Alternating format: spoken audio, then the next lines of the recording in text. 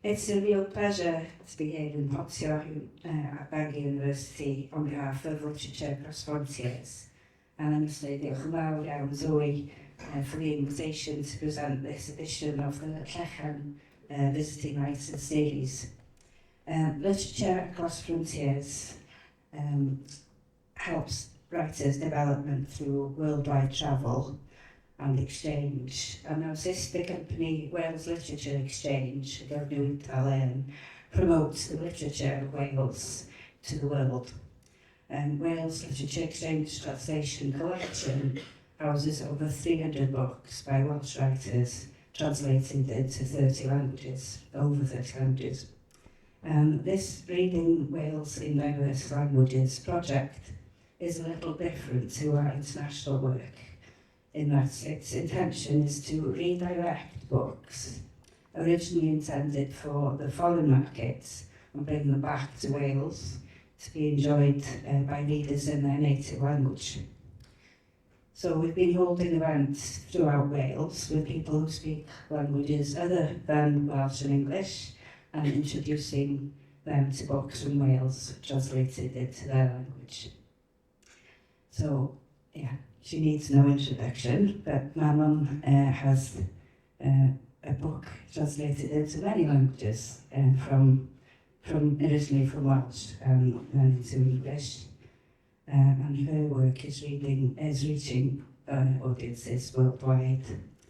She's one of Wales' most celebrated contemporary writers, known for her powerful storytelling across multiple genres.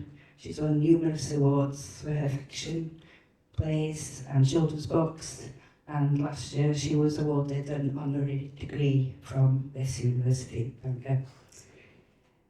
So her novel, Llyfr Glas Nebo, has become a modern classic in Welsh literature, and since its publication in 2018, it's won several major literary prizes and been translated into 15 languages. Including most recently Korean, which Manon's brought with her today, along with a few others. And we'll be speaking about the different translations and your relationship with translators, or after. But if we could start with your story as a writer, maybe for people who don't know, how did you start writing? What took you there? It's a really interesting one, I think, because I've always been a reader, so I guess that's where it starts, is, having that joy of being able to get lost in someone else's world, in someone else's mind. And almost 20 years ago, well, actually it was 20 years ago, I was pregnant with my first child. And a few years before that, I'd lost my mother, and she was very young when she died. And when I was pregnant, I felt the waves of grief coming again because of the awareness of her absence in the lives of my children and in the life of me as a mother. And I kept wanting to introduce her to the kids. And I didn't know how to do that because I'd noticed that, when you go to someone's house, a family member, usually it's a grandparent, and they've got a photograph on the wall of someone who died before you were born or when you were very young. And that person is very still, silent. And I hated the thought that my children would view my mother as a still silence, And so I decided to share in the most positive way that I could who she was and her character. So I wrote a children's novel. It's a fantasy children's book called Llwyr Darlun. And the main character is Sian, and she's sassy and funny and awesome. She laughs a lot, and she's my mum. And so the whole point of writing for me at that point was just to share something that I felt that I couldn't share in real life. And it was also a reaction to grief. And I think I've kind of followed that with all the books, is it's always a reaction to something I don't understand or I'm not comfortable with. And I give that to another character, a fictional character, and I can look at it from a distance. So it's very therapeutic. Well, was that first book a commissioned piece? No. Or you just wrote it from... Yeah, I just wrote it. Yeah, I did. And it's interesting because I sent that first chapter to, I think, probably all the Welsh publishers, and I only heard back from one. And so I thought, oh, this isn't, I thought this is great, I'm going to get the book published, but I wonder if the rest haven't replied because this is not that good, or... but I'm really glad that it happened to be a Lolfa, because I've been working with them ever since. I think I first came across you as a reader when you published Blassie. Tell us a little bit about that book, because that was also your first translation into English, wasn't it? Before Llyfr Glas Nebo, there was Blassie was translated. That was another hit, not a hit book. Yeah, Blassie was, again, trying to face things that I wasn't quite comfortable with, didn't quite understand. It's a novel very different to Llyfr Glas Nebo. It's a novel about food and people's relationship with food. I don't have a very healthy relationship with food and weight and self-image, and I was looking at all the other women that were my age, the girls from my class at school. I was thinking, I can count on one hand the women that I think have a healthy relationship with food, and why is that? So I wanted to write about it, and there's a recipe in each of the chapters. It's also a lot about mental health, relationships, how you feel when someone that you're closely related to isn't like you, or if you don't like somebody that shares your blood, what's that like? So yeah, I remember enjoying writing that book. It's very cathartic. I wasn't putting any pressure on myself. I think that's changed a bit, that I put a lot of pressure on myself now.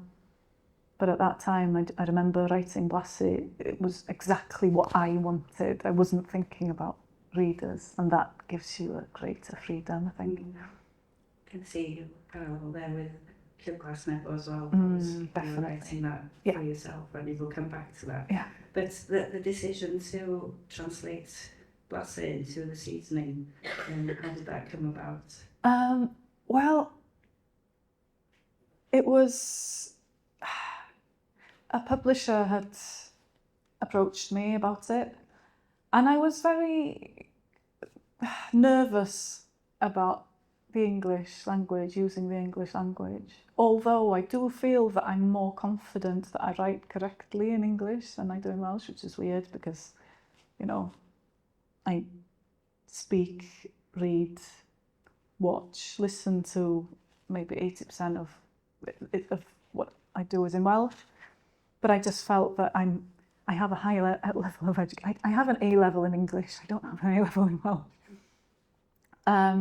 But I was nervous about changing it. I wasn't quite comfortable knowing how much I was allowed. Yeah, just changing the bits of it. But it was a lovely, lovely experience. And I am really grateful to my parents for my bilingualism, but also really grateful for the opportunity to translate my books and the books of others as well, because it makes you realise how beautiful the languages are. Both languages really, really, they have such poetry in their everyday language. There was one part when I was translating Blassie, and it starts with, the chapter was starting with something like, mae'n pluo, mae'n pluo. And it means it was starting to snow, but the literal translation is it's feathering. And we say mae'n pluo it's feathering. We don't even think about it. We don't think, oh my God, that's beautiful. But it really is. And this was happening over and over and over again. And the other way around too. And I was finding little phrases in English, you know, certain words that I was just sort of falling in love with, really. And you said you've been translating other people as well, from English to Welsh. Yeah. And what kind of things? Mostly children's books. I've done loads of Enid Blyton, which is really weird when you get into Enid Blyton's mind. It's a really strange place to be. She was great. And I really... Queen of the Family. Yes, I was. I think that translating other people's work is so much more difficult than translating your own, because it's really important with those books, when you pick them up and read them, that you hear Blyton's voice, not Manon Steffan Ros's voice. And to write, you know, with that level of sensitivity, you can't let go. You have to always remind yourself of the author. And, you know, there's a skill to it. I'm not sure I've got it quite down yet, but, you know, I really admire people who do this all the time, because it's hard. I was always tempted, and this is just such an egotistical thing to say, but I was always tempted to thought, just change that word. Can you change that bit? I was thinking, man, it's Enid Blyton, you can't better this. But yeah, I've done a lot of translations recently as well in the last year. I did one book by Mallory Blackman, which it feels now in the process of me translating other people's work, it feels like it's a little bit different. I think I'm more confident with it, and it feels a little bit like the feeling I get when I'm writing something myself. I do get quite obsessed and full on with it. That sounds great to be able to do that. So, Llyfr Glas Nebo, you wrote it, as I said, for yourself, but maybe not everybody knows how you wrote it and what happened. Could you tell us the origin of this amazing book? I think it starts with my parents were activists, and it's really odd in the Welsh language culture, because I don't think they would ever think of themselves as activists. They would never use that term. But I think loads of Welsh people are naturally activists. So my sister and I would be taken to protests nearly every weekend. And it was always either with Cymdeithas yr Iaith, the Welsh Language Society, or CND, Campaign for Nuclear Disarmament. And so, in fact, we used to go to these meetings, these protests so often that when Dad refused to take us to the park, we used to do protests with placards and everything and walk around. And I think those two fears about losing your right, or the feeling that you have a right to your mother tongue, and some kind of unnamed, non-specific nuclear disaster, they came together in this book in the way that they were always going to at one point. We have the Eisteddfod in Wales, which is an amazing opportunity. And the more I work outside Wales, I'm like, oh, we are so lucky to have that, because there's a competition for Dalryddiaeth, which you can write a novel, send it in, and it's the judges are always really, there's always really good novelists there, and people, you know, respected people. In English, if you had one of the, you know, the most famous novelists in English to read your book, 3 of them, and give you feedback, you would pay thousands of pounds for that. In the Eisteddfod, I think you pay a £5 or something, and then if you send it off, you do it all under a pseudonym, so nobody knows that it's you. So if it's rubbish, it doesn't matter. And I'd noticed in 2018, the judges were all people that I really admired. And so I thought, oh, I can give it a go, and I can do this dystopia thing that's kind of been in my mind for a long time. And because I'd written novels before, people were expecting a certain style of novel from me. It was quite sort of... Pretty. Yeah. People picturesque and... Yeah. There's something quite nostalgic and warm, even when they're really quite dark books. There's something like, and Nebo, of course, isn't like that at all. And I would have been too scared. If it wasn't for the Eisteddfod, I don't think I would have showed it to anyone. But there was a safety in saying, could you read my book and just... When you were had you already written it? No. You wouldn't have written it without knowing. No. Was there a theme for the composition? Yes, I think it was newid, change. So very open. And yeah, I just decided to go for it. And I didn't think that there was an appetite in Welsh for this, to be honest. I thought, for one thing, in my head, it's a young adult's novel. And that's what I'd written originally. I'd sent it in saying, Llyfr Glas Nebo, novel I bobl ifanc, a novel for young people. And the one thing they came back with is, don't put that in because it's a novel for everyone and they won't pick it up if they think it's a YA, which is fair enough. And so, yeah, the reaction to it has really, really shocked me. It's not at all what I was expecting. But as you were saying earlier, I think this was for me. It was something I had to write. And the other theme for me in the book is that the tragedy of having a child and suddenly completely instinctively loving it more than anything else in the world, and everything you do is kind of in order to make that child's life a little bit easier, a bit happier. But your job as a parent is to push them away from you, to make them independent of you. And I was starting to think about what it's going to be like when the kids... Because your students then were... Yeah, I think the eldest were about, 14. And it's just that sort of push and pull that's really natural. This is what happens. But it's really hard as well. And I wanted to write that down because I wanted to explore, what if there was not a world for him to go into? But if there was nothing left and he couldn't leave me, what would that be like? It wouldn't be great. And so I kind of wanted to look at that. Yeah.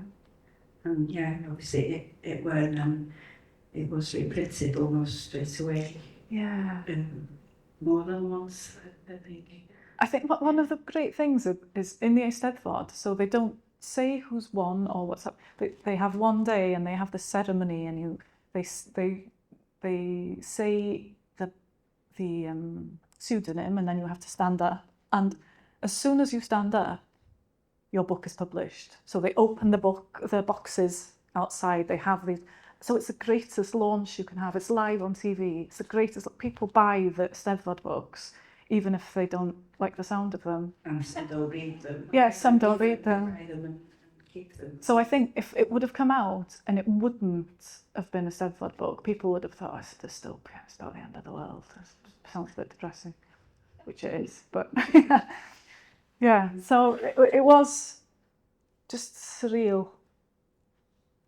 Yeah. It was a great thing. I really enjoyed that Eisteddfod. We'll hear some from the translation in English in a second. I'm just going to walk over there and go through the journey from the Eisteddfod to the award a couple of years ago. This little chart sheet here shows you from August 2018, it won the Prose Medal published by Llyfr. The book became a bestseller, and the film and stage rights are sold straight away in the autumn. It was selected for the Wales Literature Exchange bookcase and launched at Frankfurt Book Fair, and Manon translated a short extract into English. Then in the winter Welsh Literature Exchange and Literature Across Frontiers were invited by the magazine Words Without Borders to create a special issue of literature from Wales. We selected Llyfr Glas Nebo as one of the 5 titles. So then in that, along the extract was translated into English, and Manon started working on a full translation. In June 2019, she won all the awards at the Welsh Llyfr y Flwyddyn Wales Book of the Year Awards. So that's fiction, People's Choice, and the main Book of the Year, up to all the prizes. In 2019 then, Welsh language issue of Words Without Borders was published during the Eisteddfod week and really positively received. By the autumn, so like just over a year after you first published the book, the full English translation was produced, and you had an agent and a publisher also acquired the agent. And by February, the US and Polish rights had been sold, with the agent making specific reference to this magazine. At the same time then, the Welsh stage play produced by Ran Wen was touring Wales and sold out to audiences and had rave reviews. Fantastic. And we reminded publishers that that was eligible for the translation grants fund. Some more rights were sold. The English version was published in America in 2021. Manon then was in the London Book Fair in conversation with Catalan writer Paul Glash in April 22. The rights were bought for Malayalam in November 22. That was the first non-European target language. And then a year later, Manon won the Yoto Carnegie's Medal for writing for young people, and the first time a translation won that prize. So by now, the rights have been sold. USA, these are the publishers in brackets here. USA, UK English, Arabic, Polish, French, Catalan, also Spanish, Catalan's there twice, sorry. Turkish, Italian, Serbian, Malayalam, as I said, Vietnamese, Chinese, Korean, which I showed earlier has just recently been published, and also Russian and Greek have been sold. So some of the covers of Llyfr Glas Nebo in different languages here. And I think at that point we should hear some of the book itself, if you don't mind, Manon. In Korean. I could only find my copy of the English copy in it's an American copy, and I did have to change something, so I don't think anything changed in this, but it was quite an experience, you know, when they were going through and saying you just have to change courgette to zucchini, and that kind of like felt like in a film. Dylan. Mam says that it's best to write like this now, because she can't be bothered to teach me, I think. Can't be bothered or can't find the energy. I'm not sure which it is, or if there's any difference. She used to sit with me for an hour each morning, the hour when Mona sleeps. We did stuff like adding and reading, not like we used to do at school, no graphs or times tables or anything like that. She got me to read books, and then I had to write about them, and she marked them with a red biro, telling me where I'd spelled something wrong or said something stupid. And then after doing adding up and taking away, there was no more maths. She started to worry. About the biros too, because we don't want them running out. I don't have anything else to teach you, Dylan, she said yesterday. She just read through something I'd written about a romantic novel about a man and a woman who meet on a train, and I think something clicked in her. There's no point carrying on like this. So she said, As long as I spend an hour writing each day, she wasn't going to bother me with schoolwork anymore. She got this book from a house we broke into in Nebo. It was in one of the small drawers of a little desk in the corner of someone's living room. Usually, we only steal the really important stuff, like matches or rat poison or books. But she held this notebook in her hands and turned it over a few times before putting it in her bag. "You have that," she said later, when we got home, "to write your story."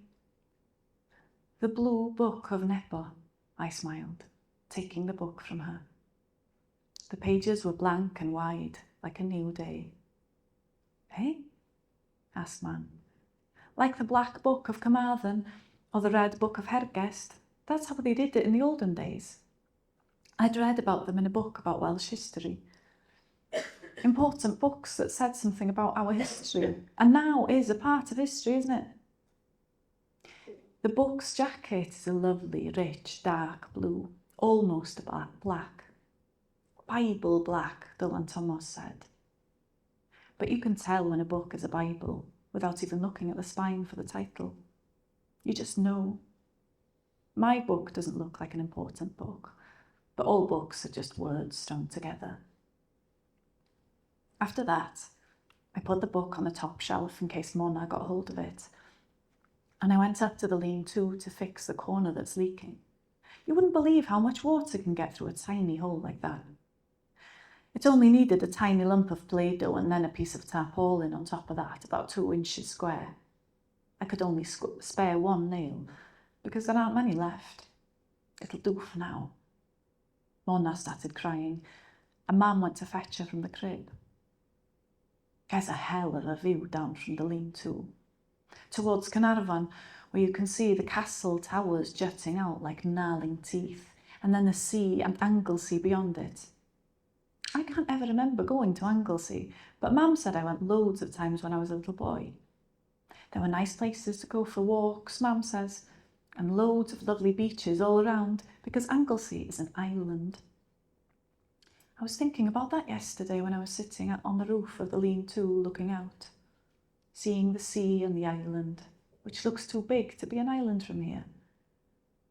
There are trees and fields and places I don't know between here and the sea.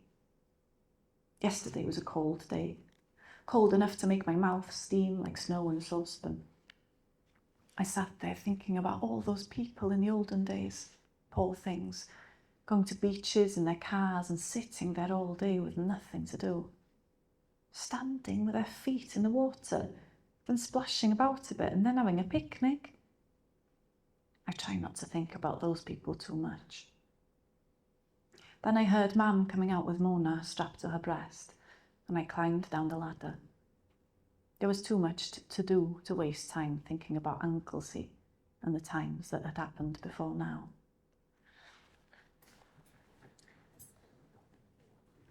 I was just reading along about and the differences. Well, the names. You changed the names. I did. How much did you change the English to the Welsh?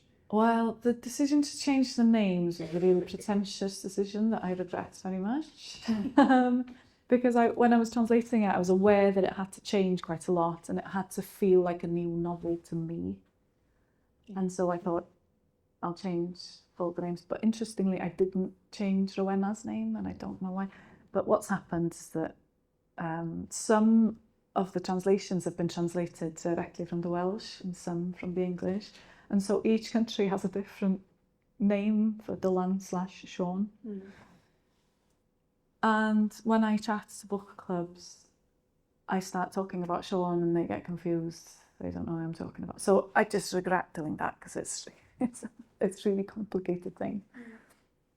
But when I was translating it into English, I felt it had to make sense why someone in that area of Wales, why they would be writing it in English. And it made some sort of sense to me because I think if you thought it was the end of the world and that most people had died and you wanted to leave something behind after you, you'd probably do it in the majority language Because what if there are no Welsh speakers left? But that sort of led me into thinking about the theme of Rowena feeling that her Welsh was not good enough, not feeling that this language belonged to her, the culture doesn't belong to her. It makes her feel stupid, and I think this is really very true of a lot of people, and I include myself in that a bit until sort of 10 or 15 years ago. There are writers I would never read in Welsh because I felt, I've never been to university, and I was thinking, these are proper writers. And so I wouldn't go near them. But once I realised how ridiculous that was, and I started, no, it's for everyone, even people who don't feel that their Welsh is good enough, and people who struggle with the mutation, who put English words in there, it doesn't make them less Welsh. Language is a means of communication, and if you're able to adequately convey your meaning, then you're doing it really well. There are no levels on that. And I sort of wanted to write about that and how it... So that wasn't a theme in the original? Not really. It was a sort of, she was more comfortable reading in English, but Welshness is a far bigger theme in the English language version. The Welsh literature in the Welsh version is ever present. Yes. Is that the same in the English? Yeah. More so, I think. I think I was more careful in choosing the books I was writing about, and it just felt really natural to me that those books would be a part of their journey. And do they have more explanation, more sort of context? Do you put more context when you refer to the books in the English than the Welsh? Not always. Sometimes I like to sort of just leave it open. You can learn a lot about what kind of book I'm writing about from the context, sort of thing. But I think once you go outside Wales, quite often people are not aware that there's an actual separate culture here. And it's always quite sort of, oh, so you're writing in Welsh? There's that. And there's also, recently I've had, you've moved on now from writing in Welsh. You started off writing in Welsh, and now you're writing, I've arrived now. And I was just thinking, I'm not anti writing in English at all, but I don't see that one is better than the other. I feel that's a really odd way of thinking. That attitude, that it's backwards, that was quite destructive to people's experience of the Welsh language many years ago. Yeah. And it sounds like a throwback to that. It is, but you also get the same, you could get sort of a counter effect within the Welsh language community as well. So I've had some people saying to me, well, I don't know why you need the blessing of the English language reader. Why isn't it enough for you to be writing in your mother tongue? And I'm just saying, I'm just writing stories. It's not more than that. And I think whenever you create in a minority language, in a minoritized language, if it's books, music, poetry, film, whatever it is, if you're creating in a minoritized language, people politicize that for you. People think that it's some kind of statement, and it doesn't have to be. It's just, I just want to write stories in the both languages that I have and love very much. It doesn't have to be more than that. So, what kind of opportunities has the translation given you? Oh, I'm a rubbish business person. I think authors quite often are. I hate sort of, I just want to write books. And that's where the Wales Literature Exchange has just changed my life, really. None of this would have happened without them, because I would never have attempted any of this on my own. It's just not in me to do it, really. And so what happened was that when they asked me to translate the first chapter for the magazine Without Borders, my agent, who was a New Yorker, happened upon this magazine, read the chapter, and then that's led to so it's just given me so many opportunities, not just to share my work and to translate my work, but to just think in a different way and to have a wider perspective as a writer, you know, just to see how other people do it. The more I travel outside Wales.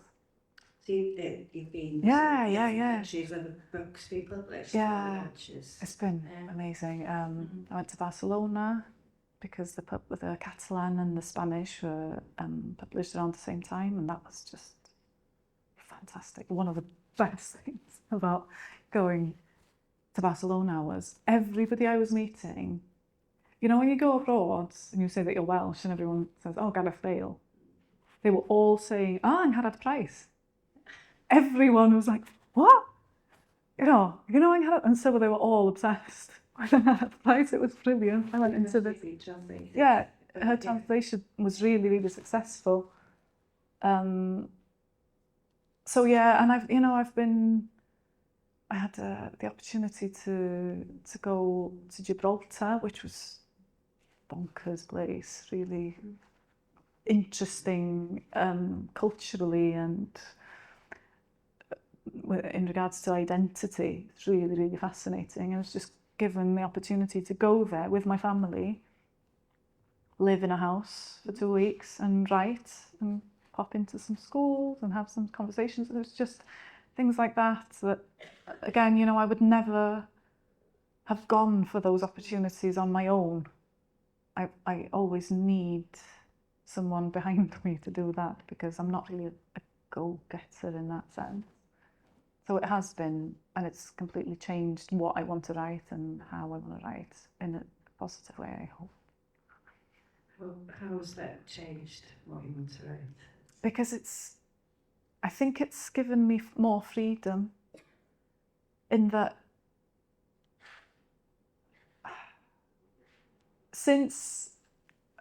particularly since Nebo won the Carnegie Award. The Carnegie Award for me was like the one, because when I was a child, I'd see books in the library, and if it said this word Carnegie on it, and I didn't know how to pronounce it, but if it said that word on it, I knew that I'd enjoy that book. Yeah. And so when I won that, it was like, for me, there's no higher point than that. That is it. And it was just lovely. And I think I let that hold me back a lot in the following year. I was thinking, I don't know, do people want me to write the same kind of thing again? Do they want me to write something completely different? And I was thinking too much about the reader. And when I get an opportunity to go somewhere else and speak to other authors from different backgrounds, different countries, different languages, I realised that you do have to be really selfish and just write the book that will entertain you the most as you're writing it. And it's taken me a good year to get there. And now I had all these ideas of, they will want this, and that's what they will want, and da-da-da-da-da. And then I think when I was in Gibraltar, I just thought, I just want to write what's interesting to me. You know, I don't want to be bored. My attention span's quite short, so it has to be interesting to me for me to do it. And are you there now? I won't go that far. Because you've said before that you were quite a procrastinator. Oh my God, I'm awful. I will just do anything. The junk that I watch on YouTube, you wouldn't believe. But I think that when the right book comes, my process is that I will walk a lot. My leg gets better. I will walk a lot, and I won't write anything for a really long time. I'll just exist with that idea in my head. And then once it comes to writing it down, I write really, really quickly and obsessively until 3 a.m. So we plotted everything? No, I haven't plotted anything, but I know the characters absolutely inside out. I feel that they're there walking with me. It's, you know, I guess quite a spiritual thing for me. So I think that when the right idea comes, I know what it is, and I do know what it is. Just need to write it down. The translations. Mm-hmm. Have you worked with any of the translators at all in the different countries? You mentioned some of them have been translated directly from Welsh into the different languages, others by the English translation. How much interaction do you get with the different publishers and translators? Very little, sadly.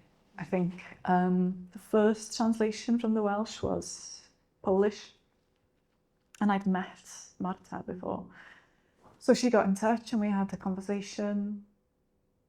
But I think it's usually nothing at all, or maybe it's one email.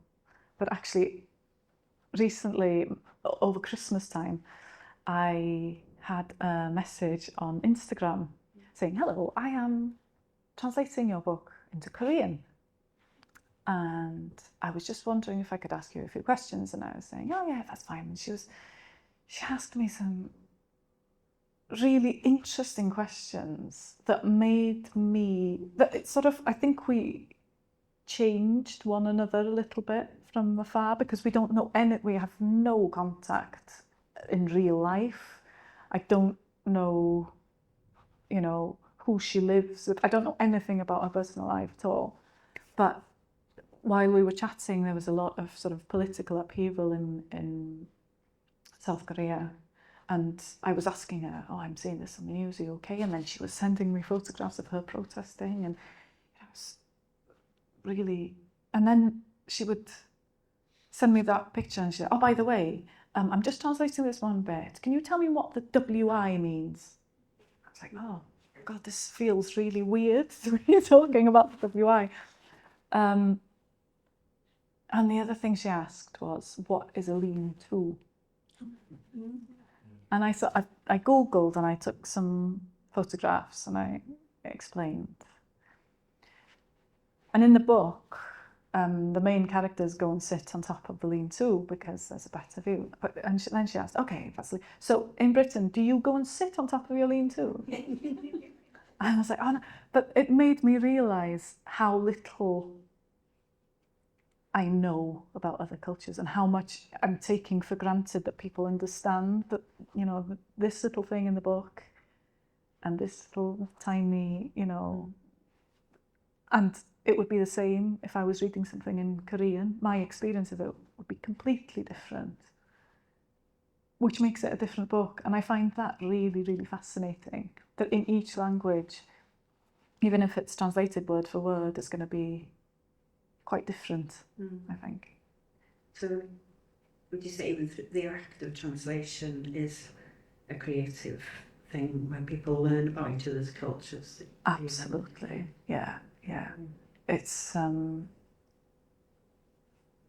think it's really useful because we learn what we have in common.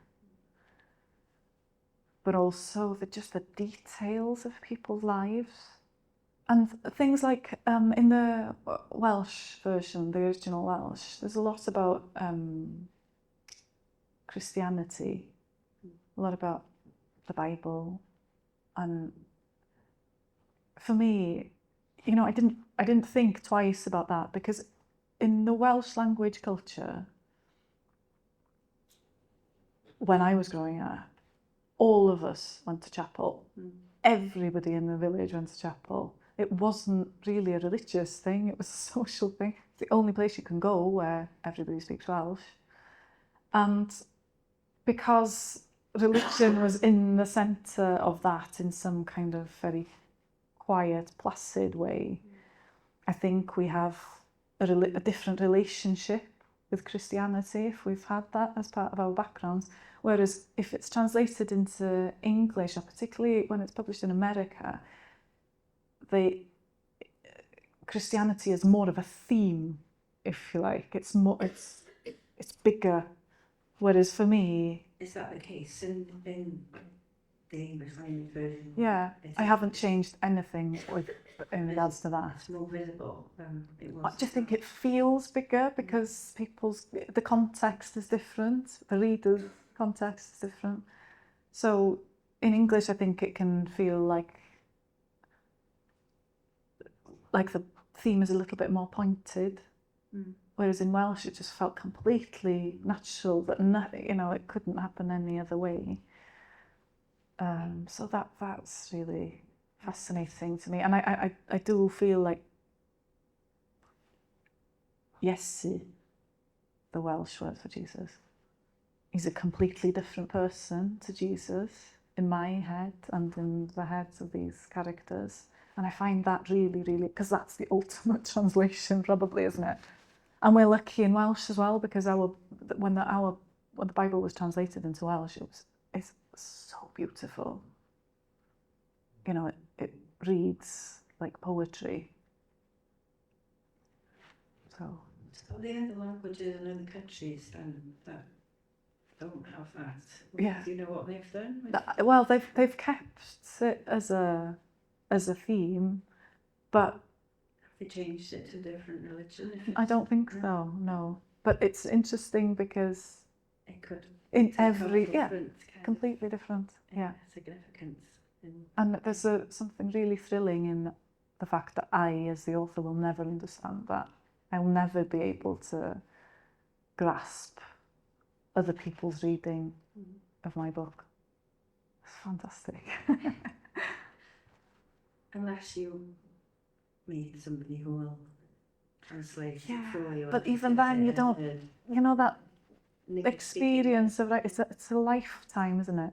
Because I always think, as an author, I'm creating about 75% of the book, of the film you see in your head when you're reading a book. You're creating the other 25%. It all comes from you. It's a real reflection of who you are.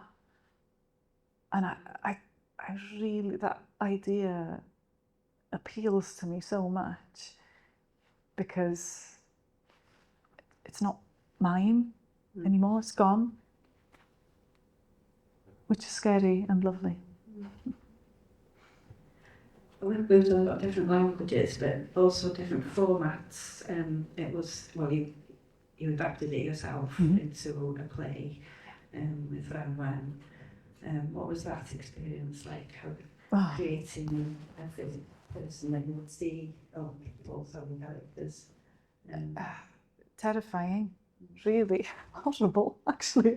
At some points, Ran have been really wonderful about it, and I've worked for them a lot. I worked as an actress for them for quite a few years before I had the children, and they'd asked me beforehand about the casting, so I'd sort of, I didn't really have any strong feelings, but I said, I've seen Tara Bethan on Pobl y Cwm and she's really good, so maybe you could get her, you could audition her, because I felt that she had the right presence for Rowena, so she was cast as Rowena. And so the first day of rehearsals I went into Branwen and all was cast away, and it was a really weird sort of, oh my god, these people in my head have come to life.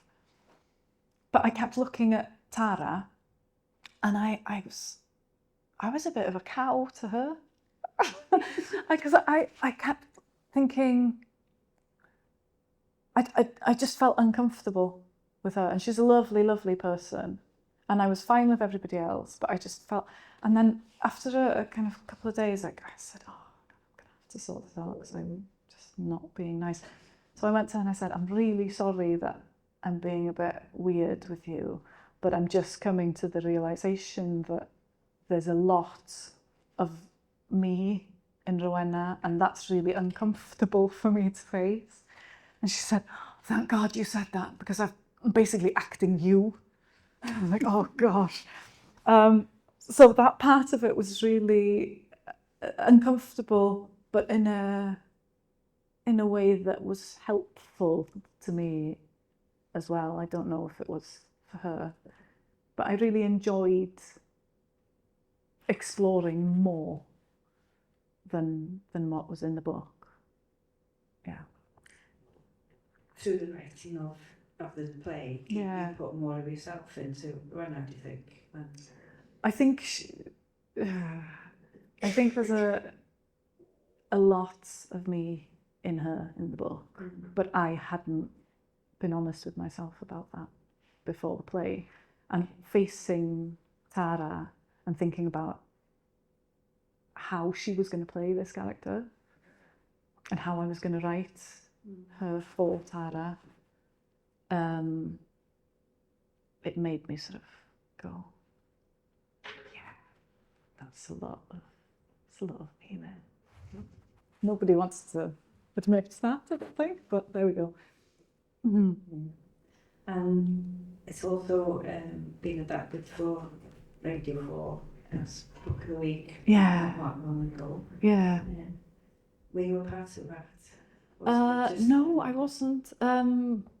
It was just really thrilling. I'm a complete radio addict. And so that was just a lovely, lovely experience. And it's led to a lot more work writing for radio, which is really thrilling to me. Something I absolutely love doing. And it was odd because I didn't adapt it for the radio. I had, they would get in touch with me and they'd be really kind and sensitive and check that everything was okay and the casting and all that. But I kind of took a step back with that. And then when it came out, there was quite a nice distance between me and the book in that format. And I enjoyed that distance. I just thought, yeah, it's fine. It's out there doing its thing. And I'm safe at home with my Roberts radio close to me. So what are the things you're writing on for radio? You mentioned radio and also you mentioned earlier stage again. Yeah, I'm writing for stage for the Eisteddfod. I'm developing something for the Eisteddfod in Wrexham, which is very, very exciting. And You can't talk about it. no, I don't know if I can, so I better not. But it's challenging me. Let's put it at the procrastination level. So I'm insane at the moment. And then I've got, again, I wrote a play for Radio 3. It was, I can't remember, it was a birthday of the broadcast, the first broadcast of Under Milkwood. And so they got 5 different Welsh authors to write about their home, town or area in the style of Under Milkwood, but modern. I just loved those. Right up my street. I really enjoyed it. And I've just written a short story for Radio 4, which will be broadcast, I think, this week or next week. And that was a completely different, because they didn't tell me anything. It's something to do with modern world, the stuff that's going on. That's all they said to me. So I wrote it about an experience I had a couple of months ago where I went to Zara and I saw this really beautiful green velvet dress. And I thought, I'm going to try that on because that's so lovely. And I put it on the dress. And how I managed to transform something so beautiful into something so horrific was really awful. But then I was thinking, I was kind of laughing about it because I'm really aware that there's a massive industry out there that makes billions of pounds out of making people feel bad about themselves, and I wanted to write about that. So it's sort of, that green dress in Zara served me very well because of it in the play about it. That's fantastic. Well, I hope so. Oh dear. Just a question about translation and a general thing now. The effect of interest from outside Wales, from the world. Do you think that can have an effect on writers? And you said it has had an effect on you. It's changed my life. It has. It really has. In a really lovely way, because I think it's not a matter of publishing something in English and having success in English and other languages and then abandoning the Welsh language writing. It just gives you more scope to write within your own language again. And I kind of think a lot of writers who have translated feel like that. There's nobody I know that sort of thinks, well, it's done now, that Cymraeg. And it just, the opportunities it brings, but also just to make people aware, not just, it's bigger than literature. It makes, you know, because if I go out and have a conversation about the Welsh language publishing scene, which is, you know, so interesting, and there's just so much fantastic stuff being published in Welsh. And it's completely independent of Anglo-American publishing trends. It's really, it's amazing that we can do what we're doing. But also that leads to conversations about sort of the rest of the Welsh arts, because people have more of an awareness of there's a scene, you know, and it all feeds into each other, I think, in a really healthy, organic, joyful way that we're able to share that we exist and that we create. And it's not, you know, we can get stuck in this thing that we're a minority language and everybody hates us and nobody wants us to speak Welsh anymore. But actually, we're just living our lives and we're doing it. And the Welsh language isn't ever anything that's held me back. Creating in Welsh has never, ever held me back. If I was writing in English, I don't think I'd be a writer, just because the opportunities are not there. You're in a massive big pool with a million other writers who are far better at getting there than I would be.